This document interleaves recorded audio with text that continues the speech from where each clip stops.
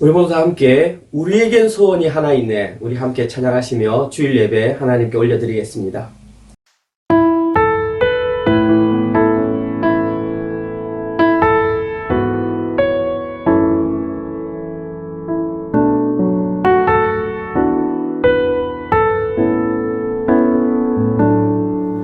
우리에겐 소원이 하나 있네.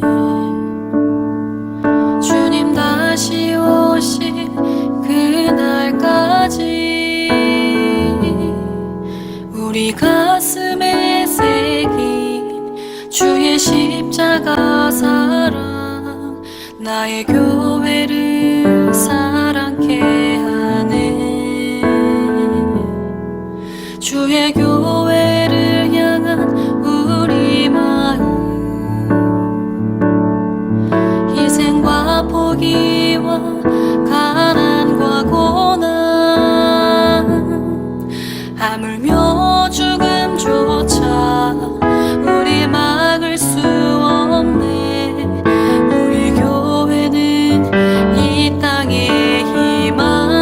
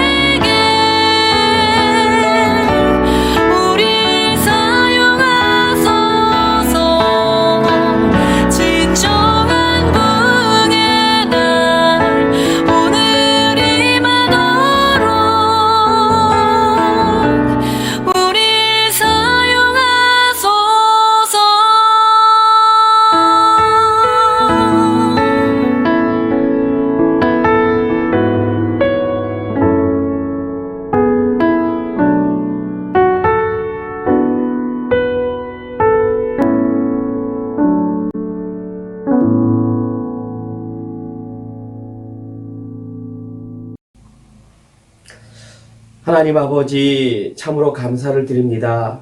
지난 한 주간 동안도 여러 가지로 어려운 상황 속에 놓인 소식을 많이 접하는 상황 가운데에도 사랑하는 우리 모든 성도들 건강할 수 있도록 지켜주시니 참으로 감사를 드립니다. 특별히 지난 한 주간 말씀을 통해서 성도가 이 땅을 살아가는 성공의 비결이 무엇인지 깨달을 수 있도록 지혜를 허락하시니 또한 감사합니다. 한 주간 우리가 살아내는 삶 가운데에 그것을 마음속에 품고 우리의 실제 삶을 통해서 잘 살아내는 교회가 되게 하여 주시옵소서. 특별히 복음을 알고 복음을 깨닫는 교회가 되게 하여 주시옵소서. 그리하여서 우리 모든 성도들의 삶을 통하여 복음이 널리 전파되는 은혜로 교회 되게 하여 주시옵소서. 오늘도 우리 성도들이 각 처소에서 흩어져 드리는 영과 진리로 드리는 예배를 흠양하여 주시옵소서. 예수님 이름으로 기도드렸습니다. 아멘. 우리 모두 다 함께 사도신경으로 우리의 신앙을 하나님께 고백하겠습니다. 전능하사 천지를 만드신 하나님 아버지를 내가 믿사오며 그 외아들 우리 주 예수 그리스도를 믿사오니 이는 성령으로 잉태하사 동정녀 마리아에게 나시고 본디오 빌라도에게 고난을 받으사 십자가에 못 박혀 죽으시고 장사한 지 사흘 만에 죽은 자 가운데서 다시 살아나시며 하늘에 오르사 전능하신 하나님 우편에 앉아 계시다가 저리로서 산자와 죽은 자를 심판하러 오시리라. 성령을 믿사오며 거룩한 공예와 성도가 서로 교통하는 것과 죄를 사하여 주시는 것과 몸이 다시 사는 것과 영원히 사는 것을 믿사옵나이다. 아멘. 우리 모두 다 함께 찬송가 60장 영혼의 햇빛 예수님 우리 찬양 드리신 후에 석희환 전도사님 기도 인도하시겠습니다.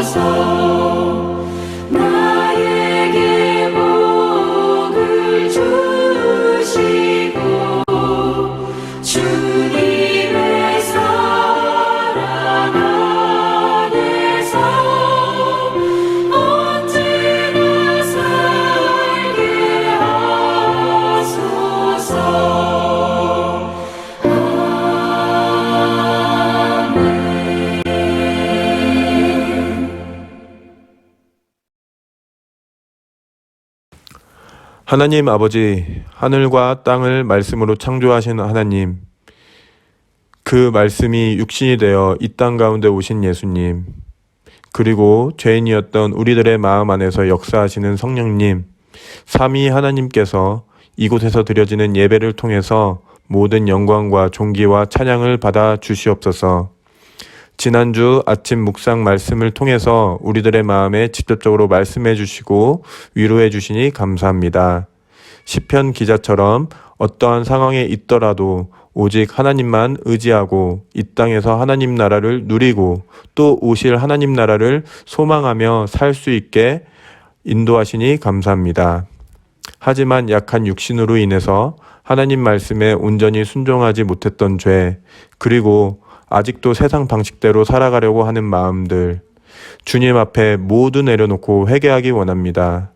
입술로만 하는 회개가 아닌 전 인격적으로 변화하는 삶을 살도록 주님께서 은혜를 베풀어 주시옵소서. 십자가의 보혈의 능력으로 온전히 저희의 죄를 씻어주시고 동의서에서 먼 것 같이 저희의 죄들을 멀리 옮겨 주시옵소서. 아프가니스탄을 하나님께 올려드립니다. 지금 탈레반 테러단체가 무력으로 나라를 탈취하였습니다. 지금 길거리에서 기독교인들을 죽이고 여성들을 성노예로 삼으며 며칠 전에는 공항에서 자살폭탄 테러로 70여 명의 사람들을 무차별로 죽였습니다. 이러한 상황의 아프가니스탄을 하나님께서 불쌍히 여겨 주시옵소서. 빨리 탈레반들이 물러나고 나라가 정상적으로 운영될 수 있도록 은혜를 베풀어 주시옵소서. 탈레반 이들도 하나님의 형상대로 지음받은 존재입니다. 기독교인을 핍박하던 사울이 회개하고 사도 바울이 된 것처럼 무슬림 테러리스트들이 꿈으로 환상으로 또 복음을 듣고 주님께 돌아와 거짓 진리에서 돌이켜 진리 대신 예수님을 위해 살게 해 주시옵소서. 호주를 위해 기도합니다. 락다운이 벌써 8주가 지났습니다. 하지만 감염자 숫자는 계속 올라가고 있습니다. 이러한 상황에서 두려움에 떠는 것이 아닌 주님 안에서 평강을 누릴 수 있도록 축복해 주시옵소서. 위정자들도 지혜롭게 정책을 세울 수 있도록 하나님께서 간섭하여 주시옵소서.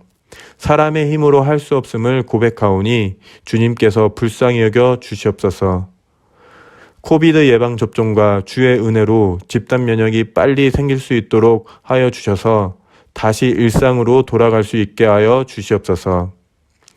시드니 은혜로 장로교회를 세워주셔서 감사합니다. 우리 교회를 통해서 하나님의 진리의 복음이 선포되고 말씀의 순종과 복음을 살아내어 이웃들에게 주님께 인도하는 교회가 되게 하여 주시옵소서. 특별히 윤춘신 목사님을 담임 목사님으로 세워주셔서 감사합니다. 늘 말씀 연구할 때 지혜를 허락해 주시고 늘 강건하고 담대하게 주의 말씀을 선포하게 하여 주시옵소서. 목사님과 사모님 건강을 지켜주시고 두 자녀에게도 은혜를 베풀어 주시옵소서. 오늘 말씀을 선포하는 목사님에게 성령 충만함을 허락하시고 말씀이 날성검이 되어서 우리의 심령과 골수를 쪼개고 변화하지 않는 삶을 변화시키는 말씀 되도록 축복하여 주시옵소서. 이후 좁은 길 학생부 모임과 새가족 공부 시간을 통해 예수 그리스도를 더욱더 알아가는 시간 되도록 축복하여 주시옵소서. 오늘 각자 처소에서 드려지는 예배를 통해 하나님 홀로 영광 받아 주시옵소서. 예수님의 이름으로 기도드립니다. 아멘.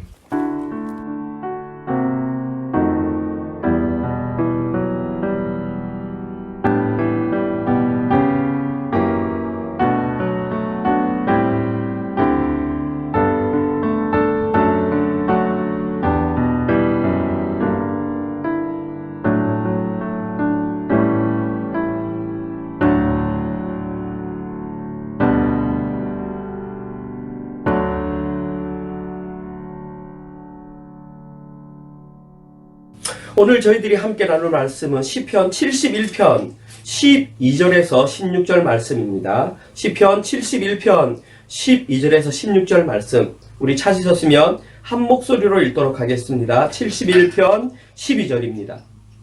하나님이여 나를 멀리하지 마소서. 나의 하나님이여 속히 나를 도우소서. 내 영혼을 대적하는 자들이 수치와 멸망을 당하게 하시며 나를 모해하려 하는 자들에게는 욕과 수욕이 덮이게 하소서. 나는 항상 소망을 품고 주를 더욱 찬송하리이다. 내가 측량할 수 없는 주의 공의와 구원을 내 입에서 종일 전하리이다. 내가 주 여호와의 능하신 행적을 가지고 오겠사오며 주의 공의만 전하겠나이다. 아멘. 우리 사랑하는 은혜로 교회 성도님들은 한 주간 동안 잘 지내셨습니까? 요즘에 코로나보다도 더 큰 이슈가 되고 있는 소식이 있습니다. 여러분들이 너무나 잘 아시는 아프가니스탄과 관련된 소식들입니다.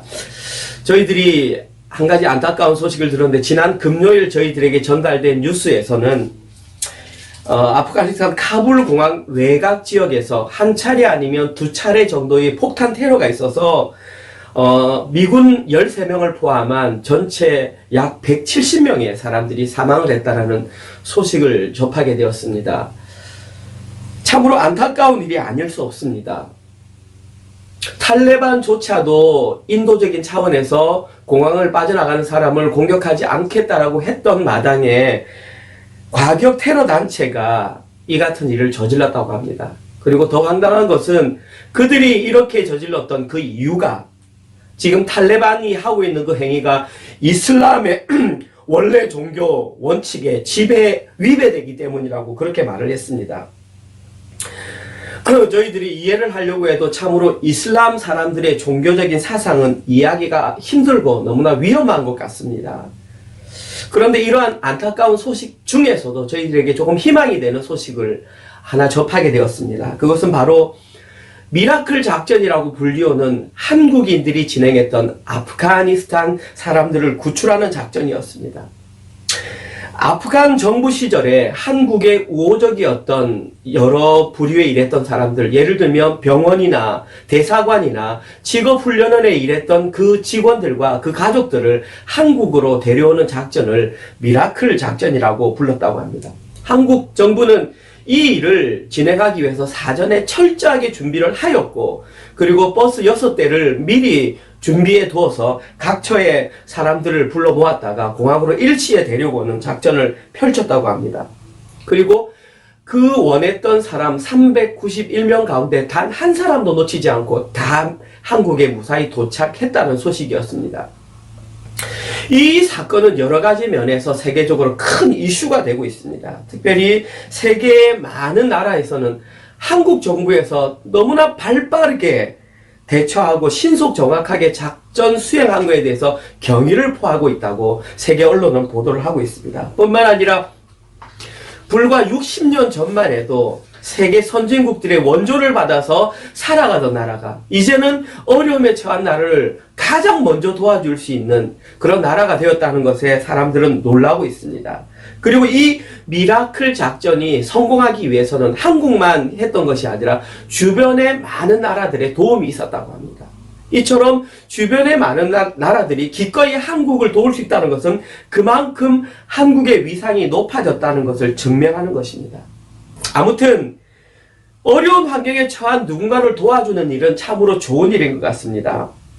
비록 한국 정부가 그 수많은 사람 가운데에 391명밖에 구출되지 못했지만 이러한 일들이 대한민국이 앞장서고 있다는 것이 참으로 중요한 것 같습니다.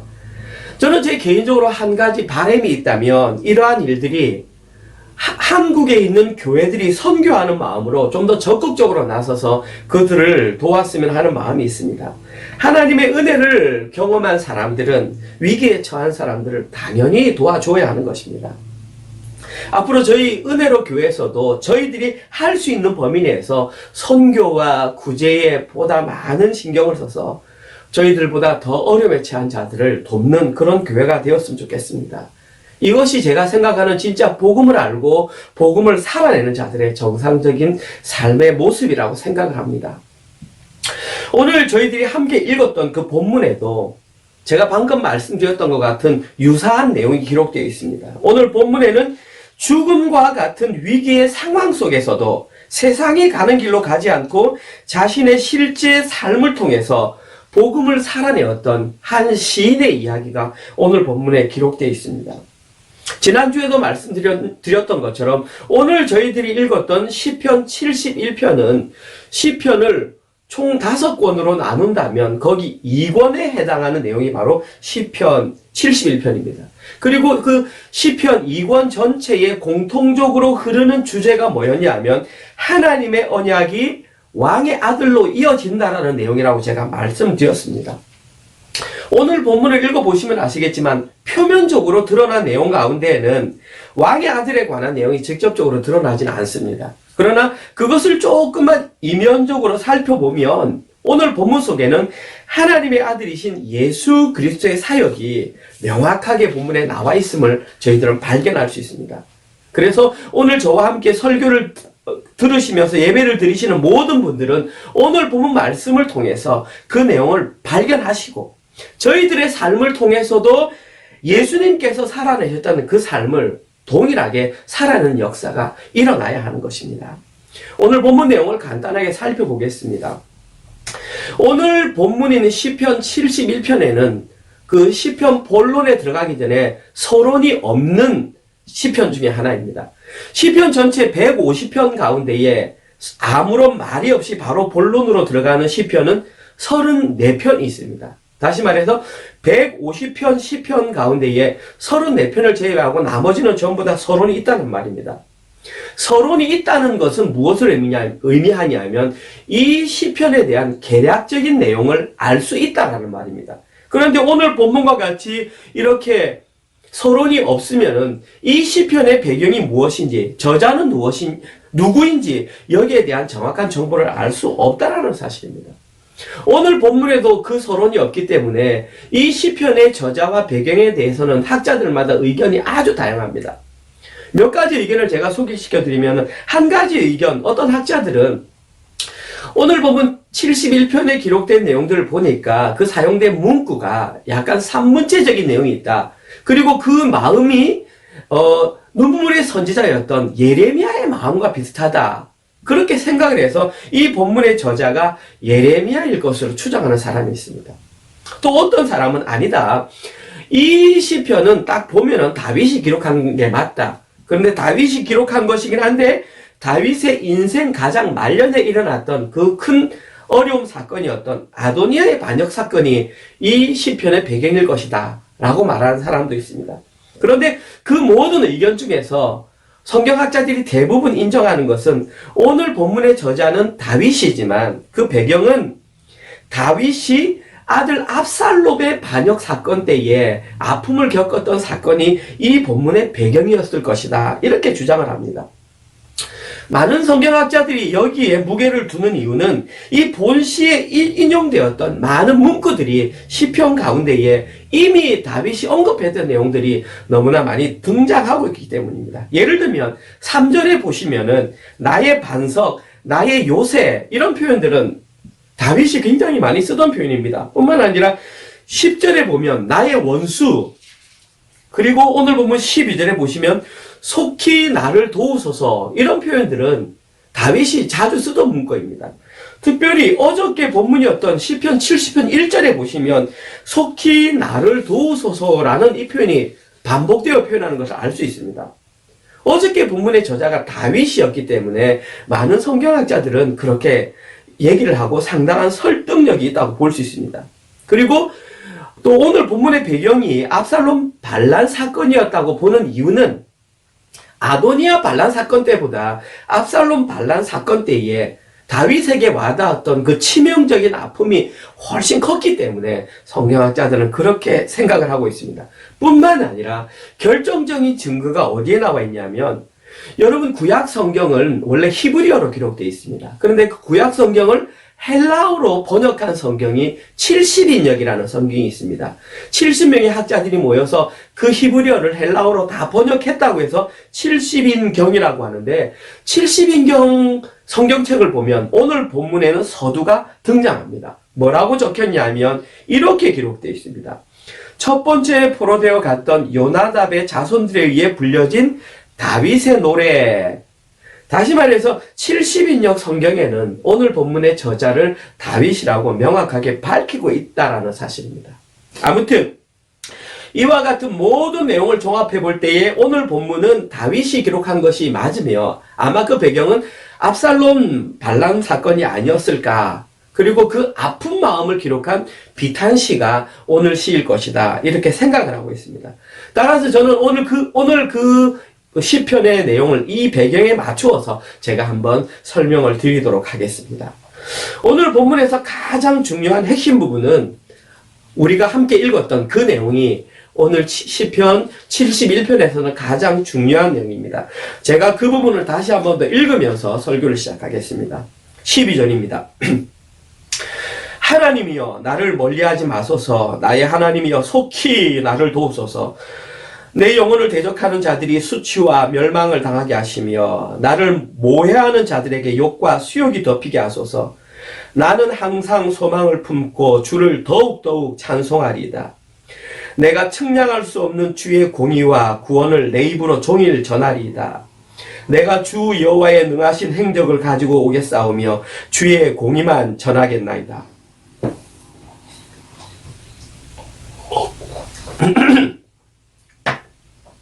이 부분에서 저희들이 가장 먼저 살펴보아야 하는 내용은 오늘 보면 12절과 13절에 나와 있는 내용입니다. 제가 좀 전에 배경 설명을 드리면서 말씀드렸지만 이 시의 배경은 다윗의 인생 가운데에 가장 큰 아픔을 겪었던 최고로 위험한 상황에 직면했을 때에 이 시편을 기록했다고 했습니다. 그리고 그 아픔이 컸던 이유는 다윗이 낳았던 자식 가운데에 여러 명의 자식이 있었지만 특별히 압살롬을 표현할 때 성경은 압살롬이 이렇게 표현했습니다.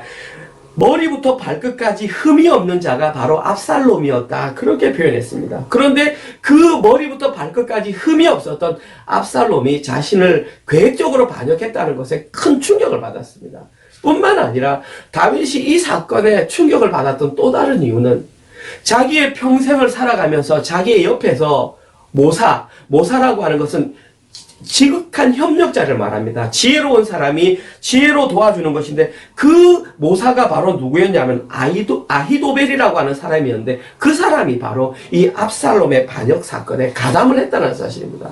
이 사실이 다윗에게는 엄청나게 큰 충격으로 다가왔던 것입니다.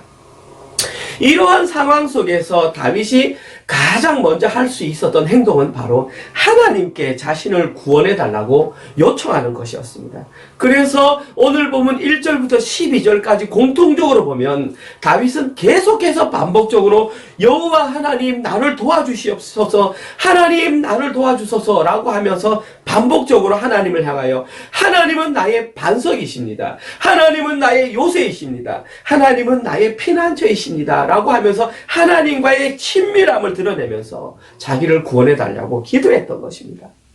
이렇게 오늘 본문에 기록되어 있었던 다윗의 모습은 위기에 처한 사람이 할 수 있는 일반적인 반응이었습니다. 그리고 계속해서 다윗은 오늘 보면 13절에서 자신을 위기의 상황에 몰아넣었던 자들이 수치와 멸망과 욕과 수욕을 당하도록 그렇게 기도했습니다. 그리고 오늘 본문에서 다윗이 이렇게 기도했던 이유는 단순하게 자신의 개인적인 감정을 그들에게 해소하기 위함이 아니었습니다. 어제 본문 큐티에서도 제가 말씀드렸지만 다윗은 믿음의 사람이었습니다. 적어도 믿음의 사람이었던 다윗은 자기 개인 감정의 원한을 풀기 위해서 타인의 불행을 오게 해달라고 기도하지는 않았다는 사실입니다. 지금 다윗이 이렇게 기도했던 진짜 이유는 이들의 행동으로 말미암아 하나님의 이름이 수치를 당하는 것을 막기 위함이었습니다. 지금 다윗은 하나님에 의해서 이스라엘 왕위로 올라있는 사람입니다. 그런데 이들이 하는 행동은 다윗을 왕위에서 끌어내려는 행동입니다. 다윗을 왕위에서 끌어내린다는 행동은 결국 하나님을 왕으로 인정하지 않겠다는 행동이 그들의 말과 행동에 나와 있었던 것입니다. 그래서 지금 이러한 사실을 너무나 잘 알고 있었던 다윗은 이것을 그 계획이 실현되지 못하도록 막아달라고 하나님께 간절히 기도했던 것입니다. 뿐만 아니라 여기에 대한 또 다른 증거가 오늘 보면 14절 이하에 아주 자세하게 기록되어 있습니다. 제가 오늘 보면 14절을 다시 한번 읽어보겠습니다. 나는 항상 소망을 품고 주를 더욱더욱 찬송하리이다. 여기에 보시면 한글 성경 14절에 가장 먼저 등장하는 단어는 나는 이라고 하는 단어입니다.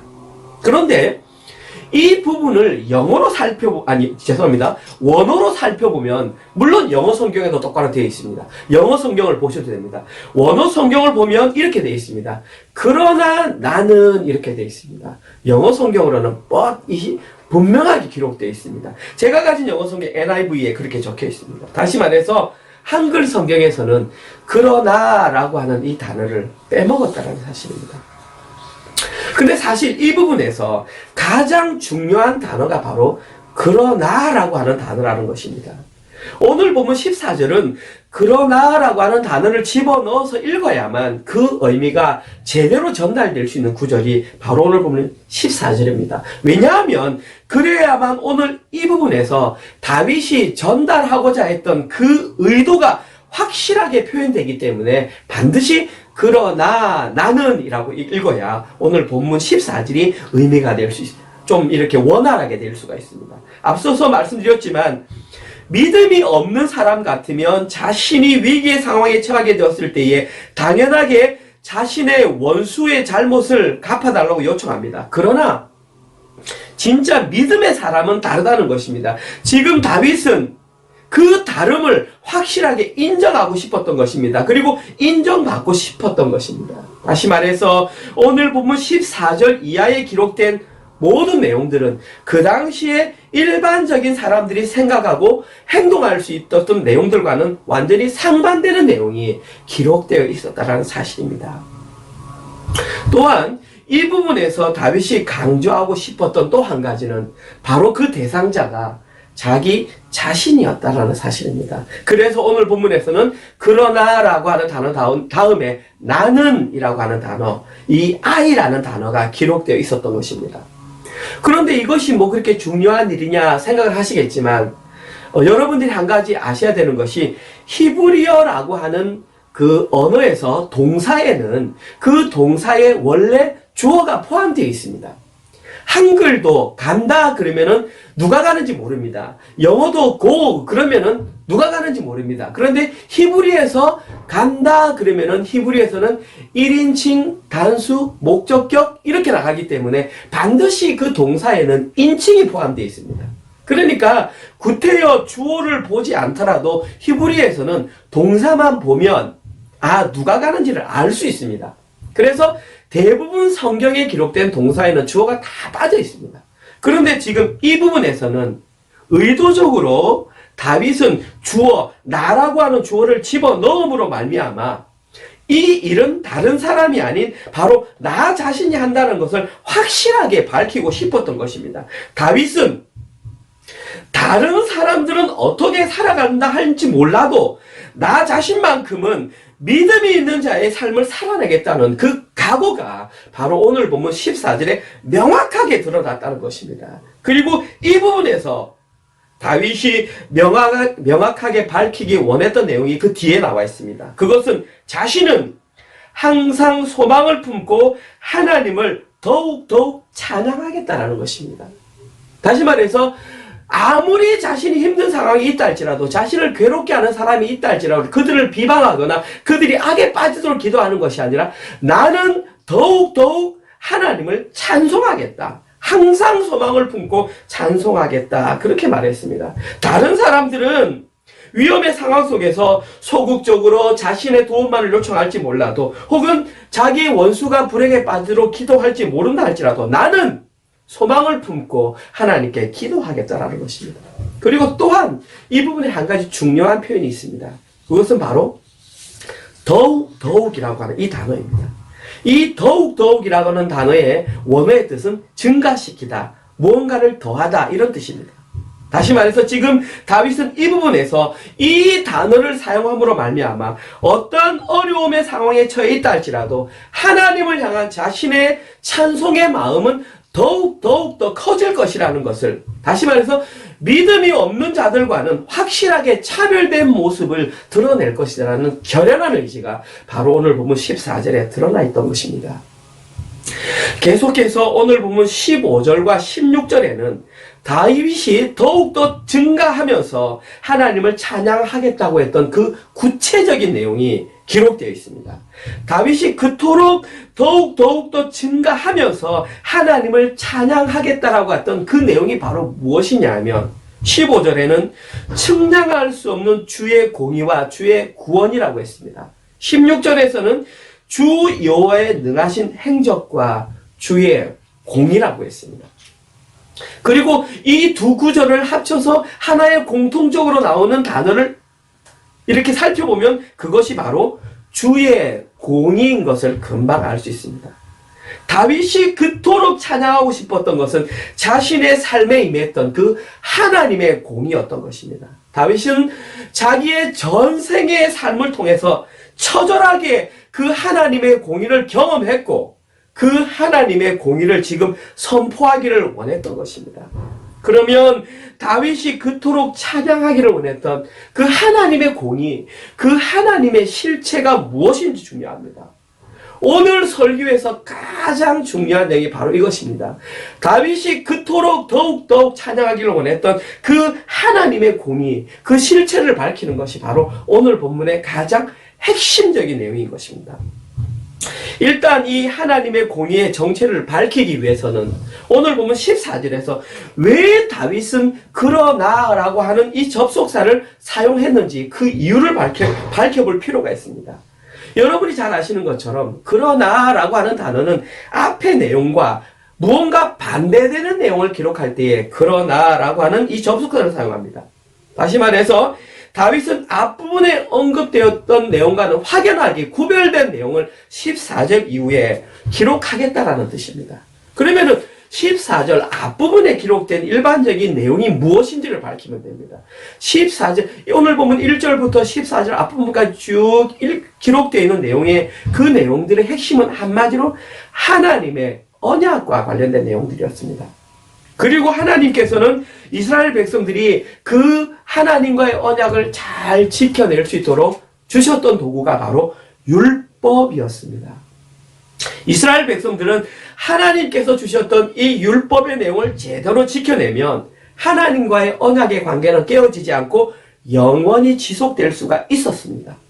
그런데 이스라엘 백성들은 그 율법의 내용을 온전히 지켜내지 못했습니다. 그러함으로 말미암아 하나님과의 언약의 관계는 깨어지고 말았던 것입니다.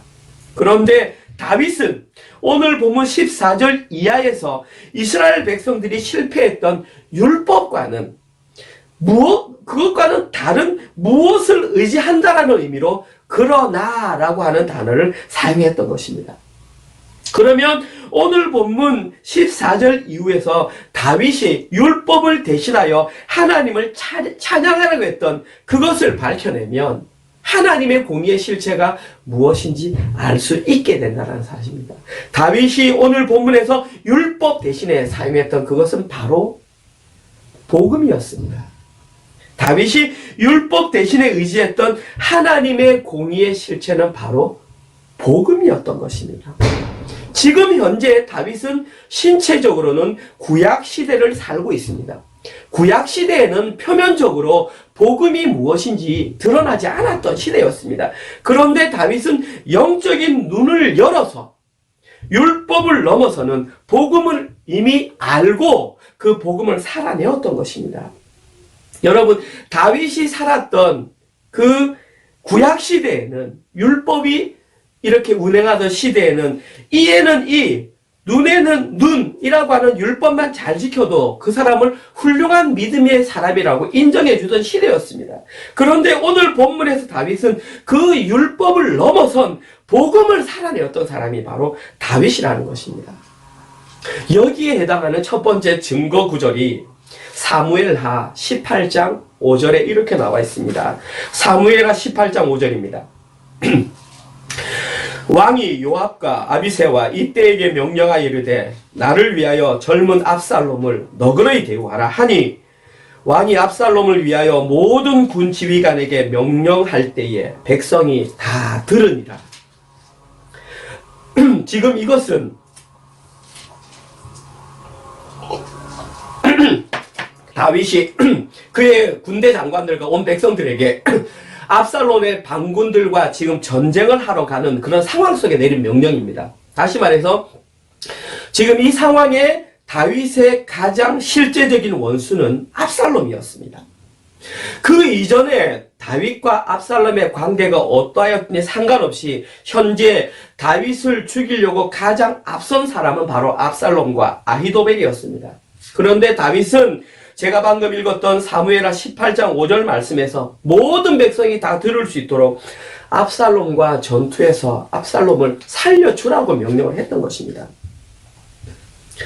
방금 말씀드렸던 것처럼 이 내용은 군대 장관만 들은 것이 아니라 그 주변에 있던 모든 병사들까지 다 들었다고 이 사무엘의 말씀에는 기록되어 있습니다.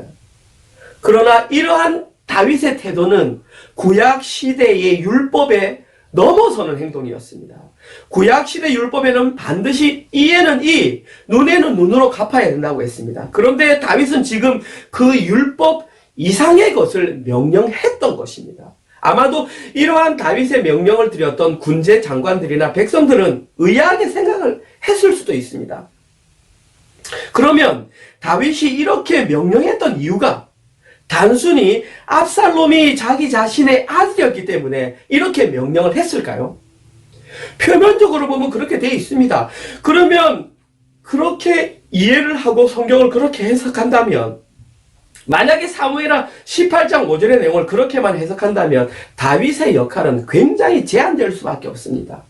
어쩌면 이것은 성경을 왜곡하여 이해하는 것일 수도 있습니다.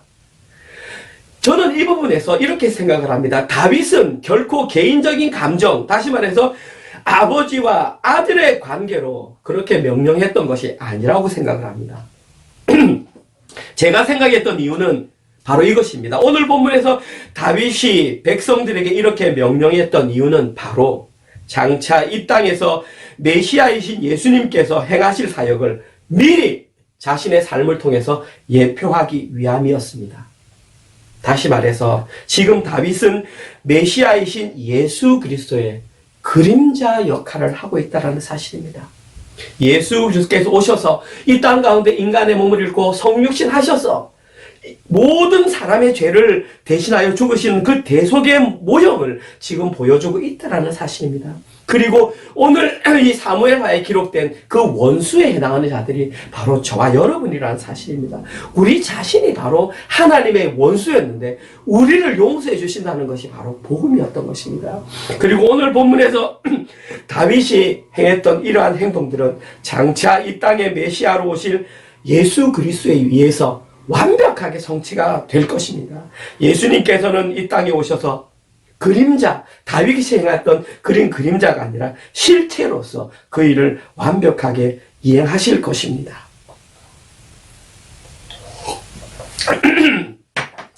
그리고 이러한 예수님의 사역은 율법을 거슬러 올라가서 아담과 하와가 선악과를 먹음으로 말미암아 깨졌던 하나님의 첫 질서를 완전히 새롭게 회복하시는 새로운 질서 회복이기도 한 것이었습니다. 그리고 이 모든 삶을 살아내셨던 그 예수님의 삶 자체가 바로 복음이었던 것입니다. 이 내용은 마태복음 5장 43절에서 48절에 이렇게 밝히고 있습니다. 또 내 이웃을 사랑하고 내 원수를 미워하라 하였다는 것을 너희가 들었으나 나는 너희에게 이르노니 너희 원수를 사랑하며 너희를 박해하는 자를 위하여 기도하라. 이같이 한즉 하늘에 계신 너희 아버지의 아들이 되리니 이는 하나님이 그 해를 악인과 선인에게 비추시며 비를 의로운 자와 불의한 자에게 내려주심이라. 너희가 너희를 사랑하는 자를 사랑하면 무슨 상이 있으리요? 세리도 이같이 아니하느냐? 또 너희가 너희 형제에게만 무난하면 남보다 더하는 것이 무엇이냐? 이방인들도 이같이 아니하느냐? 그러므로 하늘에 계신 너희 아버지의 온전하심과 같이 너희도 온전하라. 지금 이 내용은 예수님께서 산상수훈을 말씀하셨을 때 그 일부의 내용이 기록되어 있습니다. 지금 예수님께서는 기존의 율법을 넘어서는 완전히 다른 내용을 선포하고 계십니다. 그리고 예수님께서 그 선포하셨던 이 모든 내용들은 이 땅에 죄가 들어오기 전, 다시 말해서 아담과 하와가 선악과를 먹기 전에 이미 이 땅 가운데 이루어지고 있었던 그 세상의 질서를 예수님께서 다시 회복하시는 것입니다. 여러분이 아시는 것처럼 아담과 하와가 선악과를 따먹으로 말미암아 하나님께서 만들어 두셨던 그 모든 질서가 깨어지고 말았던 것입니다. 그런데 예수님께서 이 땅에 오셔서 메시아로 이 땅에 오셔서 그 깨어진 질서를 완벽히 새롭게 회복하고 계시는 것입니다. 그래서 이제는 더 이상 이에는 이 눈에 눈은 이 율법이 실현되는 것이 아니라 그 원수까지도 사랑할 수 있는 그 새로운 질서, 복음이 실현되었던 것입니다. 오늘 본문에서 오늘 본문의 시편을 기록한 이 다윗은 이 여기에 관한 내용을 맛보기로 지금 보여주고 있는 것입니다. 다윗은 이 내용을 모두 이미 알고 있었기에 사무엘하 18장 33절에 기록된 내용처럼 압살롬이 죽었다는 소식을 듣자 진짜 자기의 가슴을 찢으며 눈물을 흘리며 압살롬의 죽음을 슬퍼했던 것입니다. 사무엘하 18장 33절 내용입니다. 왕의 마음이 심히 아파 문 위층으로 올라가서 우니라. 그가 올라갈 때에 말하기를 내 아들 압살롬아, 내 아들 압살롬아, 차라리 내가 너를 대신하여 죽었다면 압살롬 내 아들아 하였더라. 이것이 단순하게 다윗이 아버지로서 아들을 잃어버린 자의 그 슬픔의 눈물은 아니었다라는 사실입니다. 지금 이 눈물은 바로 하나님 아버지께서 그 잃어버린 아들을 찾기 전에 찾지 못해서 흘렸던 바로 그 슬픔의 눈물이었던 것입니다. 그리고 예수님께서 이 땅에서 33년의 공생애를 사시면서 그 아버지의 마음을 온전히 성취해 내셨던 것입니다. 그 내용이 바로 마태복음 5장 48절의 내용이었습니다. 제가 다시 한번 읽습니다. 그러므로 하늘에 계신 너희 아버지의 온전하심과 같이 너희도 온전하라.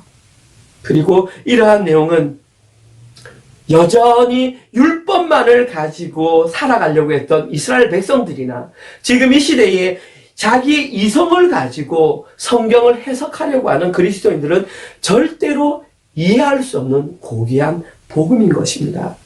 이것이 오직 믿음의 눈을 가지고 복음을 제대로 보고 제대로 깨달은 자지만 이해할 수 있는 비밀이었던 것입니다. 이것이 바로 오늘 본문에 기록된 외치고자 원했던, 그러나 나는 외치고자 원했던 그 하나님의 공유의 핵심 내용이 바로 이 복음이었던 것입니다. 그런데 오늘 본문에서 저희들은 이보다 더 중요한 한 가지 사실을 알아야 합니다. 그것이 뭐냐 하면 저희들은 그 복음이 무엇인지 깨닫는 수준을 넘어서야 한다는 것입니다. 단순히 복음이 무엇인지 깨닫는 수준에 머물러 있어서는 안 된다는 사실입니다. 이제는 자신이 진정으로 복음을 깨달은 자가 맞다면 우리의 삶을 통해서 그 복음을 살아내는 데까지 자라나야 한다는 것입니다. 복음을 살아내는 데까지 자라난다는 그 가장 좋은 예가 바로 오늘 본문에서 다윗이 자신의 원수였던 압살롬을 용서했던 장면입니다. 다윗은 자신을 죽이려고 했던 압살롬을 진심으로 용서해 주었습니다. 그리고 이 시대에 복음을 제대로 알고 복음을 제대로 살아내는 자들은 자신의 현실의 삶을 통해서 반드시 이와 같은 용서의 삶을 실현해 내야 하는 것입니다. 그렇게 원수까지도 사랑할 수 있는 그 자들이 바로 마태복음 18장 23절 이하에 기록된 자기 자신이 1만 달란트 빚진 자라는 것을 깨달아야 하는 것이 바로 여기에 대한 확실한 이해입니다. 그는 그것을 깨닫지 못했기 때문에 자기에게 고작 100달란트 빚진 자에게 악행을 행하고 말았습니다. 그러나 그렇게 복음을 아는 자들은 그렇게 살아서는 안 되는 것입니다. 마태복음 18장 35절 내용입니다. 너희가 각각 마음으로부터 형제를 용서하지 아니하면 나의 하늘 아버지께서도 너희에게 이와 같이 하시리라. 하나님께서는 분명하게 너희가 각각 마음으로부터 형제를 용서하지 아니하면 하나님께서 너희에게 똑같이 행하시겠다고 분명하게 말씀하셨습니다. 이 비유에 등장했던 그 1만 달란트 빚졌던 사람은 자신이 1만 달란트가 용서받았다는 사실을 믿지 못했습니다. 믿지 못했기 때문에 고작 자신에게 100데나리온 빚진 사람을 감옥에 가두고 말았던 사실입니다. 그러나 진짜 복음을 아는 사람들은 자신이 바로 그 1만 달란트 빚진 자였음을 확실하게 깨닫고 그것을 믿고 자기 자신에게 100데나리온 빚진 그 사람을 용서해 줄 수 있어야 하는 것입니다. 이것이 바로 복음을 통해서 이미 나의 죄가 용서를 받았고 내가 그 복음으로 말미암아 자유함을 얻었다라고 말하는 그 자가 바로 이 자입니다. 그 자에게 바로 예수님께서 행하셨던 모든 사역이 굿뉴스, 복음이 되는 것입니다. 이처럼 복음을 올바로 아는 자에게서 나타나는 가장 대표적인 현상이 바로 용서였던 것입니다. 이제 저희들은 이 용서를 우리의 삶을 통해서 실현해야 합니다. 그리고 저희들이 가장 먼저 용서해야 할 대상은 바로 자기 자신입니다. 너무나 많은 사람들은 과거에 자기 자신을 용서하지 못함으로 말미암아 힘들어하는 분들이 많이 계십니다. 저희들은 모두 죄인입니다. 과거에 죄를 짓지 않은 사람은 단 한 사람도 없습니다. 비록 그 잘못을 다른 사람은 알지 못한다 할지라도 자기 자신은 끝까지 그 잘못을 기억하며 자기 스스로를 용서하지 못하는 것입니다. 그건 역시 자기 자신이 1만 달란트 탕감받았던 자라는 것을 믿지 못한다는 것입니다. 저희들은 여전히 자기 자신의 죄를 기억하며 자기 자신을 괴롭히고 있습니다. 그것은 복음을 올바로 아는 자의 모습이 아닙니다. 이것을 다른 말로 저희들은 죄책감이라고 합니다. 여러분, 이 죄책감은 복음의 결과가 아닙니다. 죄책감은 사탄이 우리를 속이는 거짓된 속삭임입니다. 이제 저희들은 사탄의 거짓된 속삭임에 넘어가서는 안 됩니다. 복음은 우리를 자유케 하고 우리를 해방시켜 주는 것입니다. 진짜 복음을 아는 자들은 자기 스스로를 먼저 용서할 줄 알아야 합니다. 여러분들은 오늘 이 예배를 마친 이후에 자기 스스로 개인의 용서의 시간을 혼자 따로 시간을 가지면서 하나님과 1대1로 자기 자신의 죄를 하나님께 다 아뢰고 용서받는 시간을 갖기를 바랍니다. 다음으로 저희들이 용서해야 될 대상은 가장 가까이 있는 가족입니다. 의외로 가장 가까이 있는 가족을 용서하지 못함으로 힘들어하는 분들이 많이 계십니다. 이제 저희들은 진짜 우리가 그 복음을 아는 자들이 맞다면 나의 가족들을 용서해 주어야 합니다. 마지막으로 저희들이 진정으로 복음을 알고 복음을 살아내는 자들이 맞다면 우리 주변에서 일어났던 우리를 힘들게 했던 모든 이웃 그리고 직장 동료 그 외의 사람들을 다 용서할 수 있어야 합니다. 이것이 복음을 알고 복음을 사는 자들의 올바른 모습입니다. 오늘 본문을 기록했던 다윗은 비록 구약을 살았지만 이 진리를 알았고 이 진리를 통해서 자유를 경험한 사람이었습니다. 이제 저희들이 그 진리를 알아야 하고 그 진리를 통해서 자유를 경험할 차례가 되었습니다. 그것이 바로 복음을 알고 복음을 살아내는 자들의 삶입니다. 그러나 저도 잘 알고 있습니다. 저희들이 그렇게 살아내는 것이 결코 쉽지 않다는 것 저도 너무나 잘 알고 있습니다. 그러나 저희들은 반드시 그렇게 살아내야 할 자들입니다. 그래서 성경에서는 성도가 살아가는 그 삶을 바로 영적인 전투라고 표현했던 것입니다. 끊임없이 사탄은 저희들의 삶 가운데에 거짓된 속임수로 저희들을 공격해 올 것입니다. 그 중에 가장 대표적인 제목이 바로 죄책감입니다. 그 덫에 걸리지 마시기 바랍니다. 그때에 사단의 속임수에 넘어가서는 안 됩니다. 저희들은 이미 복음 안에서 자유와 해방을 경험한 자들입니다. 저희들은 복음을 알지 못하는 자들과는 완전히 다른 삶을 살아내야 하는 자들입니다. 그래서 예수님께서는 제자들이 걸어가는 그 길이 바로 좁은 문이요 좁은 길을 걸어가는 것이라고 말씀했습니다. 여러분, 오늘 본문을 마무리하면서 제가 한 가지 말씀만 더 드리겠습니다. 꼭 이 말씀을 명심하셨으면 좋겠습니다. 자신의 삶 하나도 변화시키지 못하는 복음은 진짜 복음이 아닙니다. 다시 한번 말씀드리겠습니다. 자신의 삶 하나도 변화시키지 못하는 복음은 진짜 복음이 아닙니다. 이제 저희들은 복음이 진정한 복음이 되기 위한 아주 중요한 길목에 서 있습니다. 저희들이 복음을 안다고 말하면서 복음을 제대로 살아내지 못한다면 저희들에 의해서 그 진짜 복음이 가짜 복음이 되고 마는 것입니다. 세상의 모든 사람들이 저희들이 가는 길과는 다른 길을 걸어간다 할지라도 저희들만은 그 복음이 제시하는 그 길을 따라가야 하는 것입니다. 이것이 바로 오늘 본문의 제목처럼 그러나 나는의 신앙을 살아가는 자들의 진짜 올바른 모습입니다. 저희들은 바로 그러나 나는 이 신앙을 가지고 살아가야 할 자들입니다.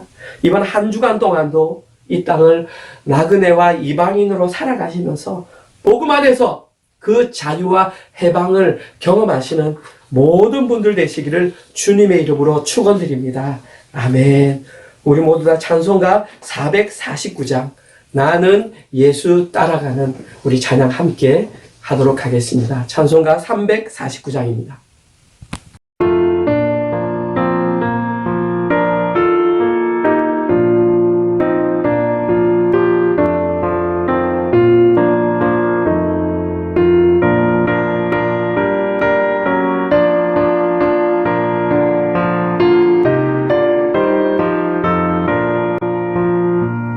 나는 예수 따라가는 십자가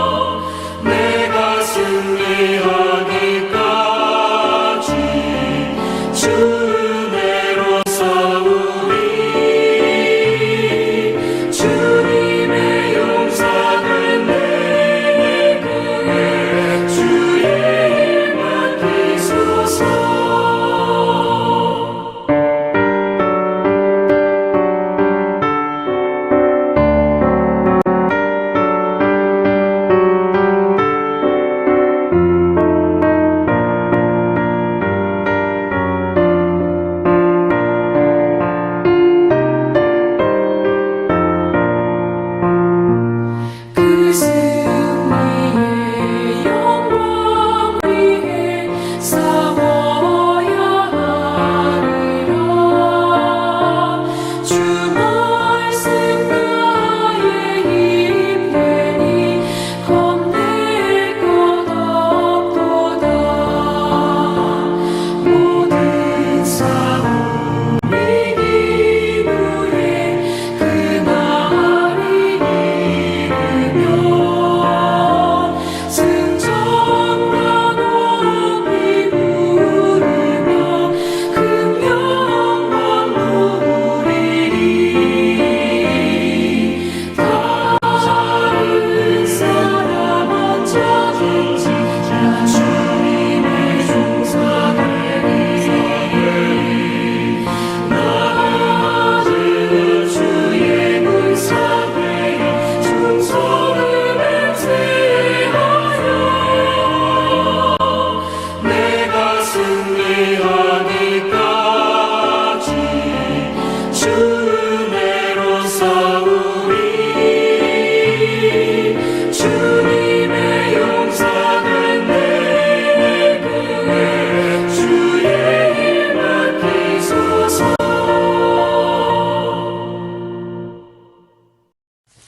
하나님 감사합니다. 오늘 말씀을 통해서 하나님께서 진정으로 저희들에게 원하시는 하나님의 공의가 무엇인지를 온전히 깨닫게 하시니 감사합니다. 하나님, 이제는 복음의 의미가 무엇인지 온전히 깨닫게 된 자, 하나님께서 우리에게 알려주시고자 원하시는 그 복음을 깨닫게 된 자로서 그 복음을 온전히 살아내는 우리 모든 은혜로의 성도들 되게 하여 주시옵소서. 특별히 하나님께서 예수 그리스도를 이 땅 가운데 보내심으로 우리의 모든 죄악이 용서받았음을 믿는 자답게 자기 자신을 먼저 용서하게 하시고 우리의 가족을 용서하게 하시고 우리 주변에서 우리를 힘들게 하고 우리를 어렵게 하고 우리를 공경에 빠뜨렸던 자들을 용서할 수 있는 우리 모든 성도들 되게 하여 주시옵소서. 그리하여서 우리의 살아가는 삶을 통해서 복음을 아는 자들의 삶이 세상에 사는 일반적인 사람들의 삶과는 무엇인가 다르다는 것을 우리의 삶을 통해서 증명해 내게 하여 주시옵소서. 그러한 마음으로 일주일 동안 열심히 벌어들였던 우리의 물질들을 하나님께 올려드립니다. 하나님, 저희들이 드렸던 이 11조 그리고 감사헌금, 주일헌금은 물질이 우리의 주인이 아니라 우리 발 아래에 있어야 되는 존재임을 증명하는 마음으로 드렸습니다. 이 물질이 사용되는 곳곳마다 하나님의 영광이 드러나게 하시고 우리들보다 더 힘들고 어려운 자들에게 잘 흘러갈 수 있도록 지혜를 허락하여 주시옵소서. 이제는 우리 주 예수 그리스도의 은혜와 하나님의 사랑하심과 성령님의 위로 교통 감화하심이 복음을 온전히 깨닫고 복음을 살아내기로 결단하는, 그리고 마음속에 남아있던 모든 아픔까지도 용서하기로 결단하는 사랑하는 우리 은혜로 모든 가족들 머리 위에 지금부터 영원토록 함께 있을지어다. 아멘.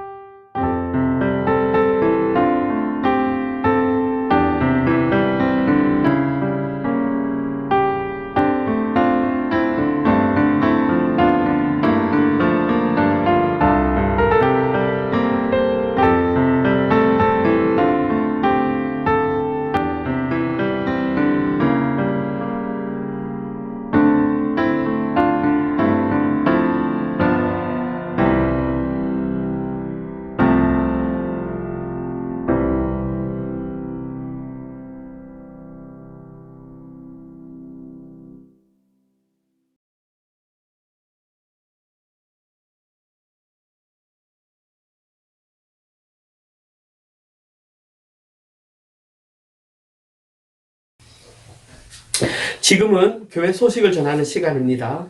어저께 나눠드렸던 주보를 참고해 주시기 바랍니다. 다른 내용은 별 변화가 없습니다. 5번에 보시면 오후 3시부터 새가족 공부 비대면으로 계속해서 진행하도록 하겠습니다. 예배를 마친 이후 바로 우리 좁은 길 청소년부 모임 있다고 합니다. 7번에 보시면 좀 특별한 광고가 있습니다. 한인 교민 임시비자 지원 대책 해서 한인에 관련해서 제가 하나의 공지를 받았습니다. 뭐 간단하게 제가 그 내용을 말씀드리면 라이드 카운슬 시장과 한인 교민 여러 단체들이 힘을 합쳐서 어느 지역이든 상관없이 한인들 가운데에 어려움을 겪는 자들을 돕는다라고 말을 합니다. 뭐 그 돕는 범위에는 시간이 좀 걸리더라도 렌트비나 전기세나 전화비 등 음식 전달까지도 다 포함된다고 합니다.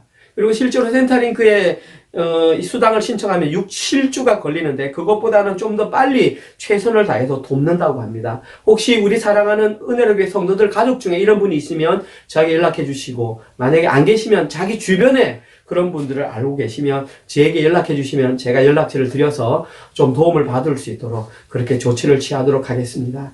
예, 오늘 광고는 여기까지고요.